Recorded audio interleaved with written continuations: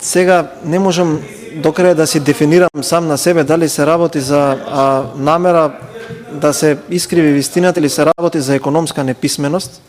Ако е за првото ми е прифатливо, за второто би бил загрижен, но и среќен колку силна држава е Република Македонија, која успеа да издржи и да обстои после 7 години ваше владење.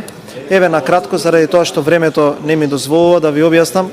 Од аспект на коридорот 10 и каде се проектите, вие треба да разберете дека во оваа држава има луѓе кои што размислуваат за доброто на државата и размислиле дека треба да има модел во кој што ќе побараме од тие кои што ќе финансираат такви финансиски пакети, прво да почнат да ги изведуваат проектите, да дадат грејс период кој што ќе биде соодветен на завршување на проектите и веднаш да почнат да ги наплатуваат ратите од замислете кога ќе почне тој проект да враќа пари. Затоа вие не можете да го видите тој проект и затоа јавниот долг нема да порасне, затоа што тоа некој го размислил.